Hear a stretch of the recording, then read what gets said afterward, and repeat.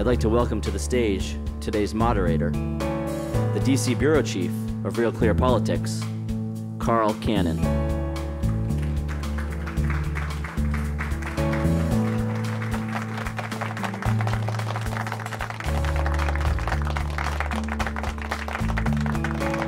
Notice I'm not alone. I'm bringing someone with me. Yeah, please take a moment, grab a seat. There's a few over here.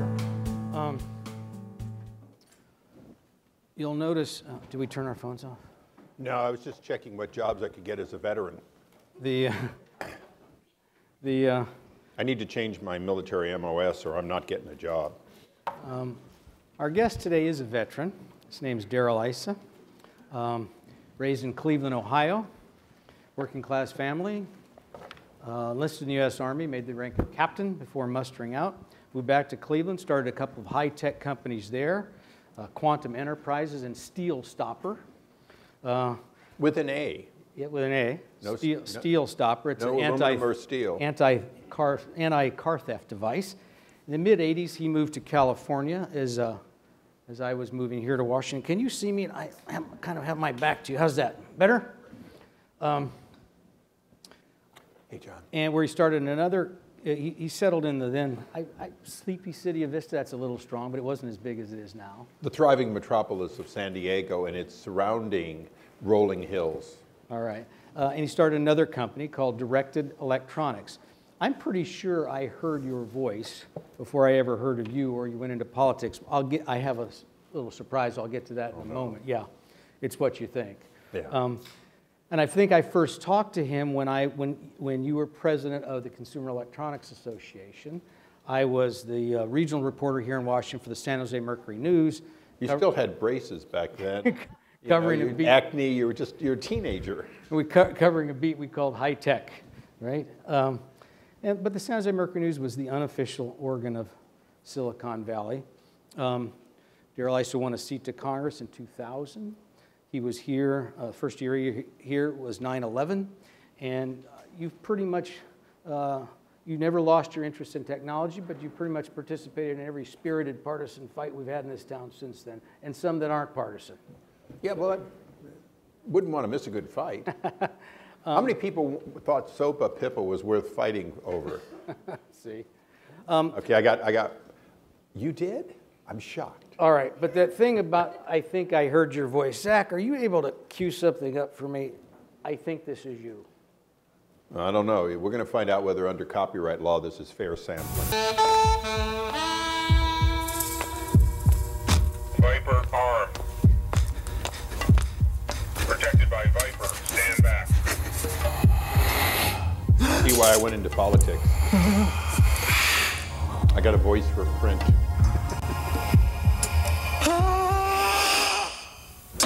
Viper, no one dares come close. That is the old Darrell. You have the new, kinder, gentler Darrell. I would just call the police and tell them the car is on its way down the highway. I would not put a snake in the car any longer. All right, It was too hard on the snakes. In all seriousness, those Viper ads, you've seen them, they show this sketchy-looking car thief and a snake, the Viper. But that was an older form of theft. At that time, you were starting your third high-tech company, what we call. But did you ever imagine that the internet would create an entire class of thieves who would steal more than cars? That China, for instance, would send someone here, this happened this summer, to get a job with Apple computers so it could steal the technology for self-driving cars, so it could steal the whole way to manufacture cars. Did you see this coming? Well, the answer is sort of. You know, I saw people essentially running phone lines and dialing every single line to find out which ones were faxes so they could send you spam. That was already happening. I saw, if you will, people here and around the world dialing up for a modem, and when they got a modem, seeing if they could pull anything off of whatever computer was behind that. That was going on. Did I think that the speed of transfer was going to allow terabytes to be stolen? No, that only Moore's law would tell you that was going to happen.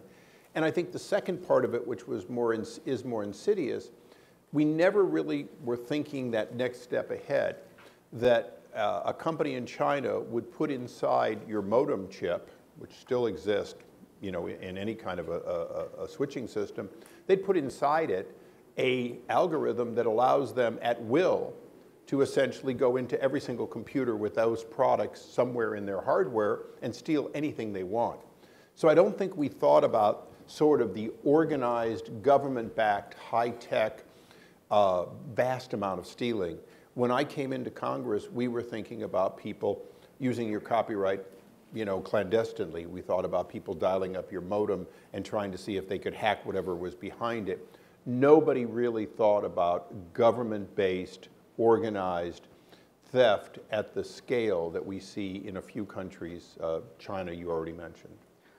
Early this summer at our first event sponsored by Google, we had a panelist named Rusty Justice.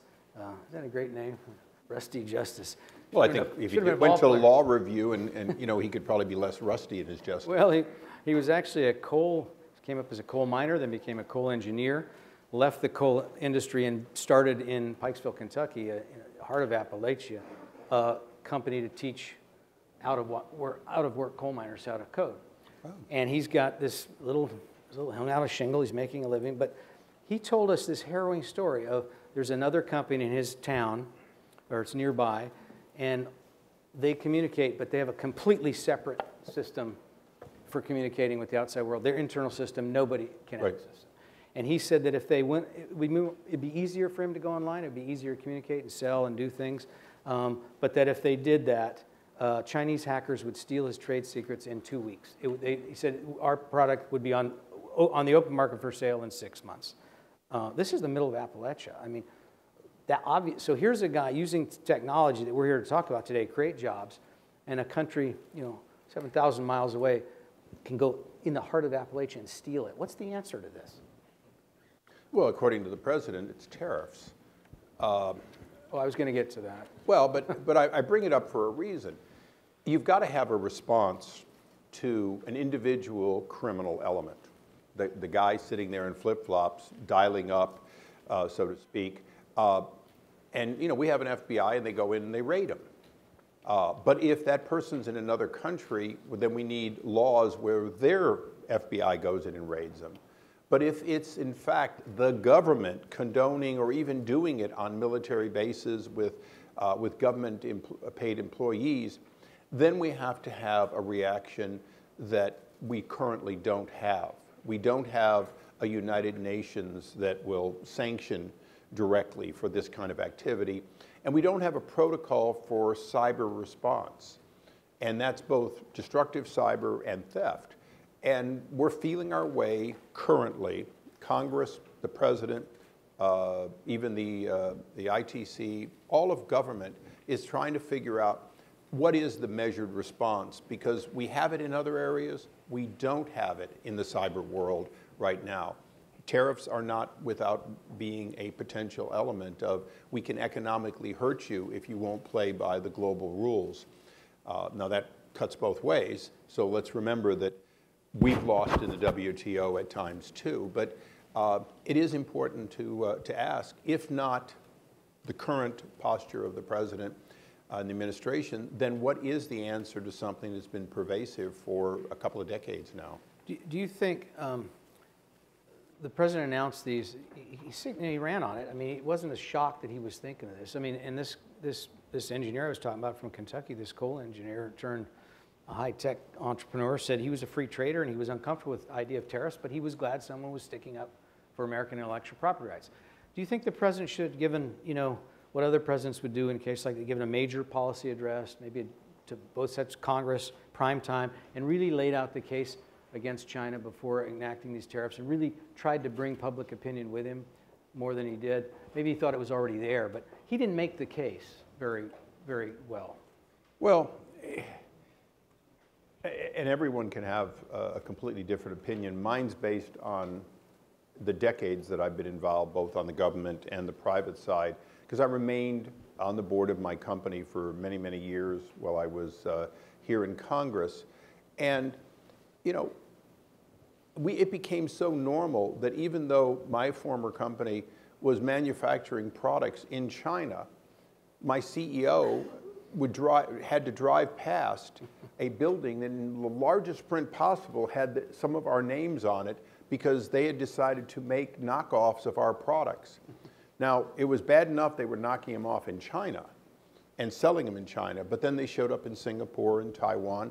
And in a couple of cases, the company, the board of directors, and I was on it, made a decision to abandon registered trademarks that we had here because their global image had gotten so bad. Obviously, we took a different stance on, Polk and Definitive and Marantz and Denon, ones that we were willing to defend at great expense. But that's not the new normal, that's 2 decades of normal. So the question is, if we hadn't gotten to where everyone in this room knew that China and other countries, I often say China and India just to balance it with almost 3 billion people out of 7, they're just flat unfair traders, they're corrupt at all levels, and they do not respect your intellectual property. Now, if you don't know it, you're not going to know it because the president makes a speech.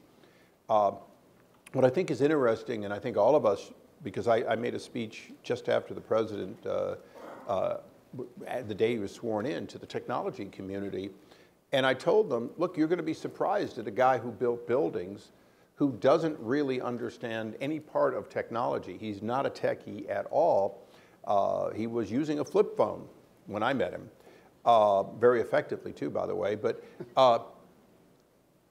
that he understands money and he understands right and wrong, and he's going to react.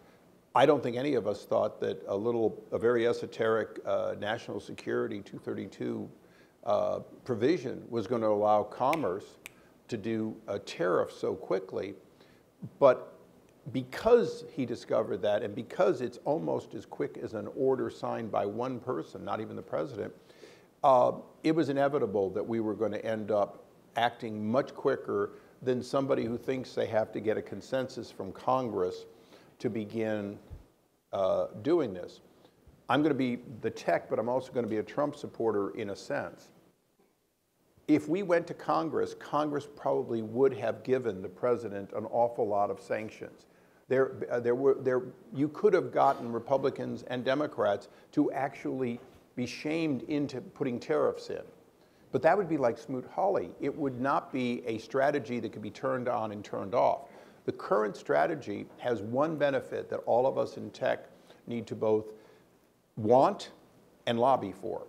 And that is that when we get a deal, we've got to take it and turn off the tariffs as fast as they were turned on, because that's the only way these tools are effective. Long-term tariffs always, always hurt economies. Let me ask you about a third country, not China or We can India. do Brazil. No, this is a country in Europe, part of it's in Europe. If hackers, China and India are trying to steal everything that Americans invent, why is it beyond the president's grasp that Vladimir Putin might want to use his government's cadre of hackers to steal an election or wreak other kinds of havoc in the United States? This doesn't seem like such a stretch. Yeah, and this is a great political question. It's not a particularly techie question. We already have huge sanctions on Russia for their actions, including shutting down the grids and going in with what they call little green men, military force, after they shut down portions of Ukraine and Georgia. They clearly have done this. The president's briefed on it. What's interesting, and it goes back to your earlier point, if you look back, the Obama administration had this knowledge apparently for the whole administration, that these activities over the 4 to 8 years of the previous administration were being seen covertly and so on. So one of the questions is, why is it that the last administration wasn't willing to bring it to a head? Why is it that there was constant sort of, well, we've got to work with Russia? And the answer is as old, at least as Eisenhower and certainly Reagan, and that is, you've got to work with these people in Russia, the old Soviet Union, as though they're not bad because you need them for stability around the world. And then you have to find ways to sanction them because they are bad. And we have done that through president after president, negotiated, worked with them when we could, and sanctioned them. And that's the status quo we are right now. Russia has huge sanctions on it. They're remaining in place. Some of them were put on by this administration. And at the same time, we cannot end the problems and the slaughter in southern Syria as long as the air defenses of Russia are protecting Bashar Assad's forces. And that's just one little part of the world, but there's lots of those. Let me bring the Russia thing back to tech a little. There's an Arizona State professor named Joel Garrow who used to work at the Washington Post. He's a futurist, and he calls specifically he's referring to Russian disinformation, but this whole idea of disinformation on the internet, an attack on the Enlightenment, is how he looks at it. He said if there are no factual baselines, and this is what Facebook has now been forced to have to try and modulate, then there's it may go to MSNBC someday. But if there's no factual baselines, it's hard to have reasoned argument, and democracy depends on that. You don't disagree with that? Actually, I do. Okay. How many lawyers are in the room? I mean, look at that. This is only in Washington will they admit it. Look, lawyers come into court with two truths. They can't both be true. And juries spend a lot of time dealing with BS from both lawyers, overspin, and it doesn't matter whether it's civil or criminal. The combatant nature of partisan output, your facts, my facts, your statistics, my statistics, none of that's going away. Where we have to find certain discipline is how we define those terms. In other words, is the editorial page the only place you'll find opinion in the Wall Street Journal? Well, Wall Street Journal is better than most at trying to keep opinion on the opinion page and fact on the fact pages. That's one of the challenges we have in a lot of emerging technologies and even in some of these legacy systems, is that they're blurring the two. I do not think that facts are ever going to be settled except by two groups, each presenting their views or more, and having a healthy opportunity for people to figure out that somebody is slanting the truth in order to get an outcome that isn't necessarily true. And that's not new. So it's not that I don't want the truth. It's not that I can't take the truth. It's that I think that we have to understand that we're always going to have a debate and people are going to pull out the facts they want. There is a challenge right now in the tech world, Facebook, Twitter, and so on, and that is if we're dealing with, quote, shutting down things that aren't true, is it only conservative thought that isn't true? Is there an 80-20 ratio of one side being shut down versus another? That is dangerous because complete free speech can be dangerous, but selective free speech has to be analyzed for, are the rules so easily understood and so defined that you can make sure that they're not selectively picking winners and losers based on an ideology. And currently, my party is convinced that many of these platforms are in fact using the, quote, it's just an algorithm as an excuse to shut down one form of speech as unacceptable. You know, the greatest debate there is in the world today is the settled debate about climate change. Climate change is settled, period. Well, you know, we've had all kinds of truisms, including where the first man came and what the history of all kinds of things were, that have been turned upside down time and time again. No science should ever be settled, and yet if the internet decides that anyone who says it isn't getting warm as fast as somebody else is a heretic and takes it off, then we lose the opportunity to actually question science for better results. So it's not just politics, it's all kinds of things where we have to have either a free exchange or defined rules where the public can analyze whether or not there's a bias and make decisions. After the 2016 election, as you know, Facebook came under pressure.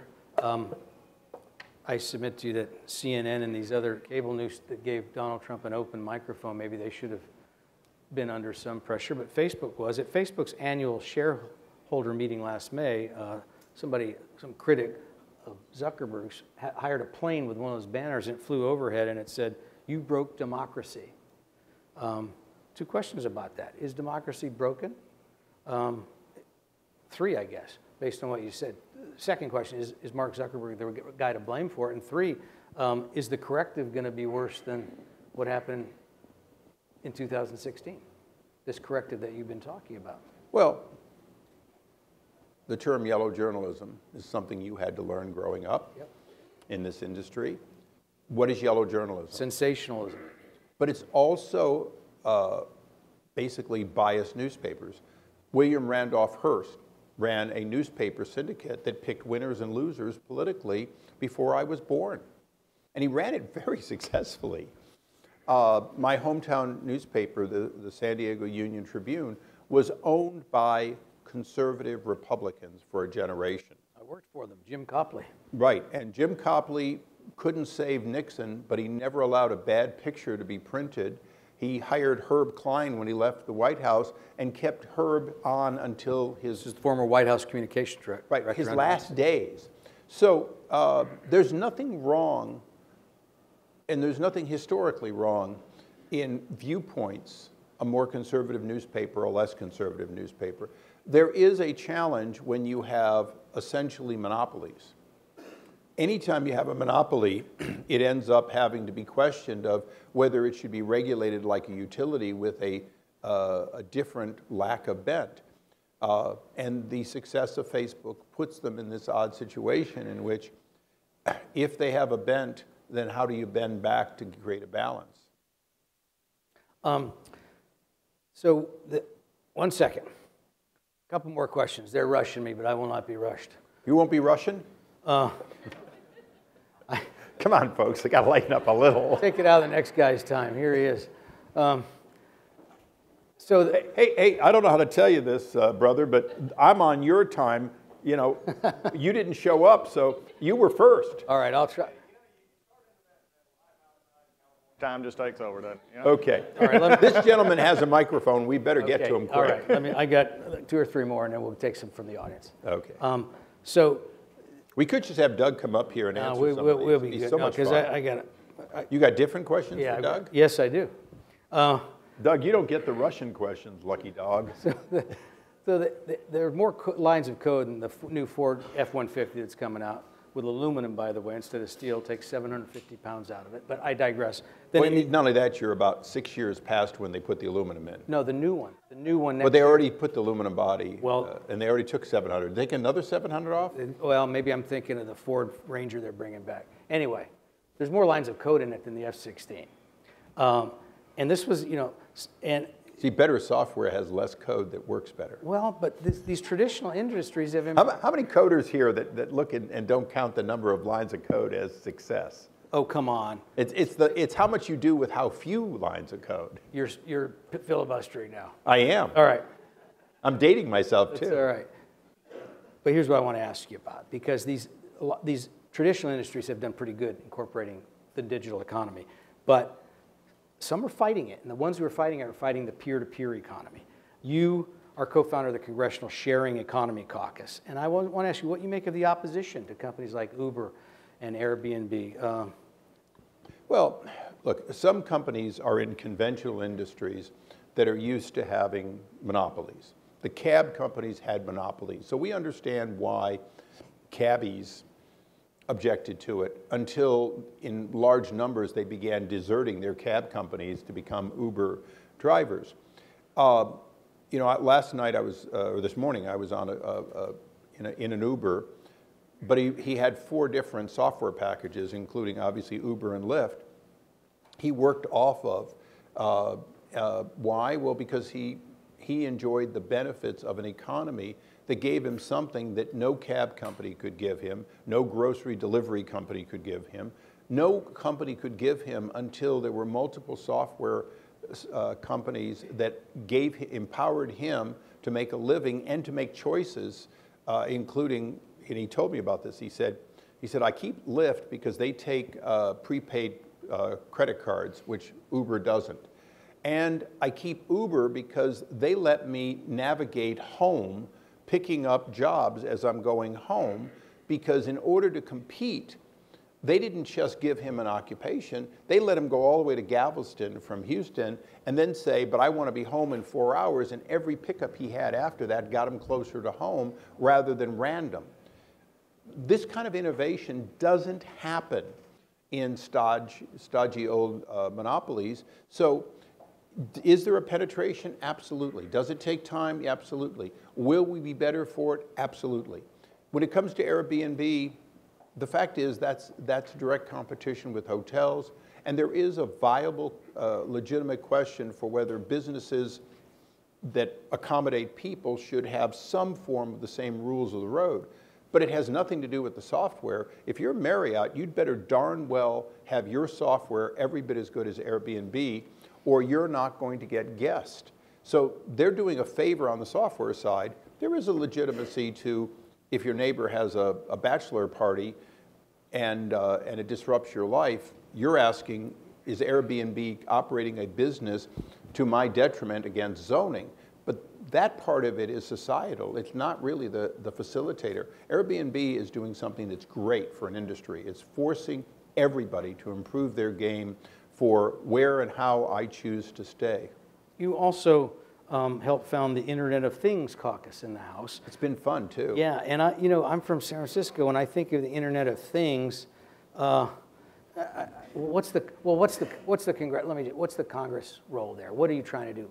Educate your colleagues, I assume. Well, all caucuses are designed to educate your colleagues, to bring people in to help grow that.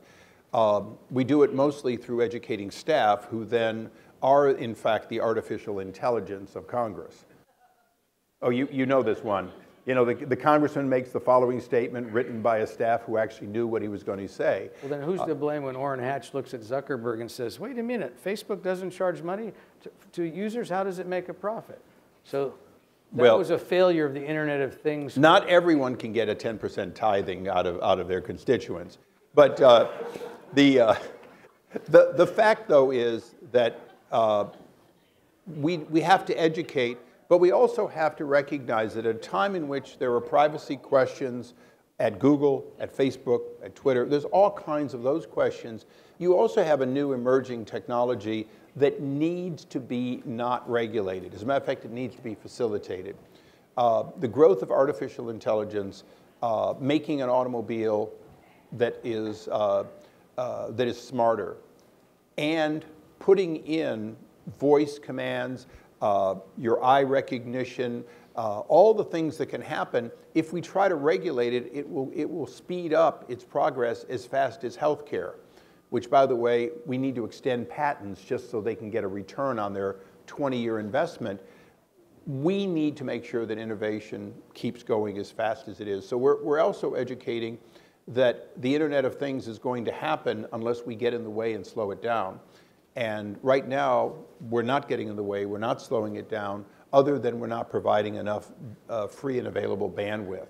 But with the exception of a fairly small portion that we must do, mostly we need to stay out of the way, and that's the lesson. All right, I really am in the Doug Collins time here, so can I ask you for a 30-second answer to patent reform? You've been working on this for years. What's going to be your legacy there? Well, I always say my legacy is what I did in my first couple Congresses, which was patent pilot, which got additional expertise and the ability for less judges to take more cases. And that still has improved the outcome in the Article III courts when you are in a patent dispute. And I think that's the most important thing that you can do on the back end. On the front end, we've improved patent quality, but we have to improve the re-examination process. PTAB, the ex parte re-examination process, is good, but it can be better, and we're working right now. Where's John? He's somewhere here. Where's John whom? There. Stand up and just tell him what you do.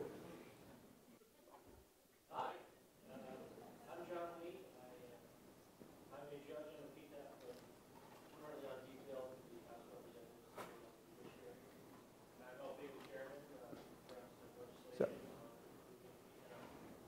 John's legacy, not my legacy, John's legacy, is going to be coming into Congress with the expertise of actually having had these cases, looking at what worked and didn't work, and go, I'd like to be better. There's a reason that PTAB almost never allows you to amend your claims. Well, if you go into an ex parte reexamination, you almost always come out with something, even if you've had to change the claims, strike an independent claim, and so on. We want to harmonize those. And so my legacy will be to leave John and people who have draft legislation, who have a good idea, who recognize that in the next Congress, inshallah, as they say in the Arab world, we will pass legislation that will take that next step toward getting any patent that isn't good enough when it comes out because we didn't know enough. When we know more information, allowing it to be reasonably amended rather than a gotcha game of you've got a good patent, but your certainty isn't any good if there's one thing you missed, and anyone can miss something.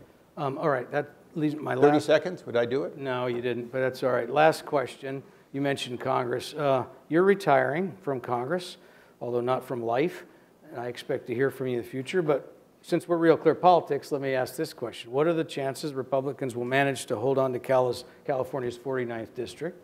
And is your district a bellwether for control of Congress as a whole? No, my district isn't particularly a bellwether. President Trump lost it by 8 points. You know, your bellwether typically are ones that let's say that if Romney had won my district by 5, then it would be a bellwether. He didn't. He lived in the district and barely broke even. So my district is one of those districts that will be a swing district. As it's currently designed, it really was Brian Bilbray's at one point. So it goes in and out. We could lose it this time, pick it up next time. We might keep it. We have an excellent candidate. But by the way, the Democrats have an excellent candidate. He's young. He's an environmental lawyer who just happened to represent Countrywide and defend them when they weren't defendable. So I'd say it's a toss-up. All right, like I say, I'm in it, Doug. If somebody has a question, because I promised one question, but you have to raise your hand quick because we're going to get to the other congressman in a moment. Ladies first. Who has a question? There we go. You get it. Thank you for that priority. And I'm from San Diego, too, so thank you for that. You've talked about the international theft of technology and what a serious problem it is. Certainly for America, it must be a problem for other countries as well, and it isn't just China that we're worried about. It will be others as well, no doubt. Sure. What are your ideas to solve that problem? You know, the fact that we don't like, but it really does work, is that bilateral enforcement seldom is the best way to do something. Should we look at multilateral, things like the United Nations, like the WTO, and put into these organizations strong protections with agreed on sanctions, and by the way, an arbitration ability if you say I'm not doing it. And the answer is yes. It's slower, but in the long run, that's how we're going to fix it. The challenge we have is that some countries have openly ignored copyright for so long that you have a whole society that doesn't understand that non-tangibles, if you will, intellectual property is property. They don't believe it. And so when you have, you know, I always use Graham Nash. Graham Nash doesn't understand why his songs ever expire and become a property of somebody else. Well, on the internet, nobody understands that he ever had a right to it at all. There's a middle ground. And we need to get governments, if they want to be part of the international trade community, to buy into them. We haven't done a very good job. We've continued to work with countries who ignore it. China just happens to be the whipping boy of today. But when I entered the Army 5 decades ago, Taiwan was who was printing every popular book in paperback as fast as they came out in the US in hardback. They were printed in paperback and they were selling all over Asia. They even did translations of books that didn't have translations. They didn't do them very well, by the way. But they ignored it. Today, Taiwan is pretty darn good on intellectual property protection. But we need to do more than wait for countries to develop and give them an excuse until they do. And you know, that goes across the board. Now, in fairness, this practice that Canada has of saying, I'm only going to pay so much for a pharmaceutical because I'm going to knock it off if you won't sell it to me at my price because I'm going to say you're withholding it. It's not just the undeveloped, but the fully developed world that sometimes plays games. Brazil does the same thing. So I do think that global standards that we participate in and sign on to are important. That's not the direction that I see a lot going on right now. But when you look at where the long-term solution is, it's not sanctions and you know, bilateral behavior. In the long run, we will fix these things by shaming the large developing countries into some sort of a compromise. And I say some sort of a compromise because the reality is they will not sign on if they don't have some reasonable protection from what they would call the withholding of some of this intellectual property. You asked me a question before we went on, and I half answered it, and then we didn't bring it up here. Is America losing its competitive lead? And the answer is America has been losing its competitive lead since the end of World War II, and we've still got a great lead to lose. So for me, I'm excited that the United States will have a competitive lead as long as we don't screw up for the rest of everyone in this room's lifetime. And we will always have somebody who has an easier time grabbing the technology we've already invented, and as a result, always seems to be catching up. But they're always catching up on that which we have already done. And so I'm a big believer that America can continue to be the innovative source for the world just as we are today. Well, thank you very much. Thank you. Sir.